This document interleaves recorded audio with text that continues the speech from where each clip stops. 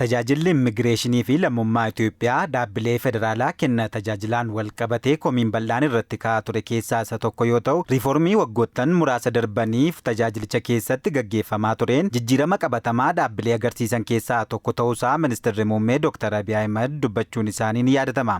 የዛሬ 3 ዓመት ኢትዮጵያ ለፓስፖርት ፈላጊ ዜጎች ፓስፖርት መስጠት የምትችለው 300 ሺህ አይሞላም። Waggaa sadiin dura Itoophiyaan lammiilee 300,000 guunneefidha paaspoortii kennuu kan dandeessu.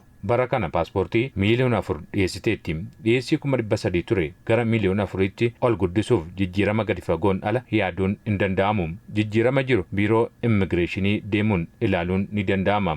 Kun olola miti. ቢሮአችን ሄዶ ምን ያክል እንደተቀየረ ፕሮፓጋንዳው አይደለም ስራው። Lammiileen tajaajila barbaachaaf dhaabbatichatti argamanis kenna tajaajilaa waggootaan dura turaniif kan ammaa wal bira qabuun yoo ibsan jijjiiramni guddaan argamuu ragaa ba'u. ሰልፍም ነበረ በዛ ላይ kanaan dura hiriira dheeraatu ture karaan irra deemamuyyuu hin jiru ture amma jijjiirama argame jechan ittiin ibsu hin qabu. Daarektarri ittaanaan tajaajila immigireeshiniif lammummaa obbo Biqilaa Mazgabuu turtii MN Pilaaz waliin taasisaniin tajaajila waraqaa irratti hundaa'ee duraan kennamaa ture 75% dijitaalessuun fooyya'insa tajaajilaaf sababa ta'uu himanii tajaajilli manaa manattii fi karaa marsariitii eegalamees bu'a qabeessa ta'uus dubbataniiru. Tajaajila nuti kenninu parsantii 75 yeroo ammaa kana gama dijitaalaatti jijjiirreera. Gama dijitaalaatti jijjiirreera duwwaatu hin taane teknooloojiin sun AI based teknooloojii ta'aniidha jechuudha. Maaliif namni tajaajilli keenya barbaacha gara keenya duwwaa akka hin dhufutu hin taane hamma yeroo kana namni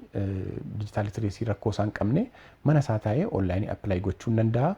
Kanan silasii kaase viizaa namni gara biyya keenya gaafa dhufu kanaan dura yookiin karaa imbaasii yookiin immoo on arrivaalii kan fudhachaa ture amma e-viizaadhaan onlaayinii appilaayi godhee gara keenya dhufuu hin danda'a jechuudha. Harkifannaan dhiyeessii paaspoortiin wal qabatee mudataa ture guutuutti furamuu kan dubbatan obbo Biqilaan kenniinsa ragaalee siivilii fi maatiin wal qabatee teeknooloojii hubannoo namtolchee hojiirra oolchuu eegaluun tajaajilichaa ragaa lammiilee akka qabeessaa fi sirrii dhiyeessuuf ooluutti dabalataan galma dijitaal Itoophiyaa 2030 milkeessuuf illee qooda guddaa kan qabaatu ta'uu himan.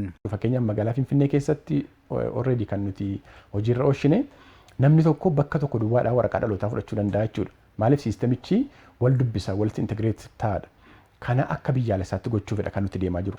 Artificial intelligence technology qaba yeroo jennu fakkeenyaaf bakka itti namoonni baay'een dhalataa jiranitti hospitaalaan barbaachisa taanaan mana barumsaan barbaachisa taanaan callisnee mana barumsaa dhaabuu callisnee hospitaala dhaabuutu hin taane eeriyaa kamirratti hospitaala kam yoo dhaabne uummata keenya fayyadaa kan jennu akka biyyaalessaatti immoo kuni poolisii yeroo hojjennu irrattillee awaajii garaagaraa yeroo baasnu irrattillee akka galteetti itti fayyadamuu ni dandeenya jechuudha. Itti fayyadamni hubannoo namtolchee kun sadarkaa biyyaalessaatti wayita guutummaatti hojiirra oolu kenna tajaajilaa daran kan salphisu ta'us dubbataniiru. Siistama kana akka biyyaalessaatti gaafa hojiirra oolchinu siistamii wajjin wal dubbisee walitti integreeted ta'ee jira taanaan namni tokko gaafa dhufu qabalee kamitti akka inni dhalate abbaan isaa immoo eenyu akka ta'e haadhi eenyu akka taate maatiin isaa structurein yookiin immoo iskeleetaniin family registrationii sana hin beekamaa jechuudha. Namni tokko eessarraa akka inni dhufe bifuma salphaadhaanii bira ga'amuu hin danda'ama jechuudha. Kanaaf gara fuulduraatti dhibbantaa guutummaan guutuutti gara dijitaalaatti gaafa jijjiirru namni tokko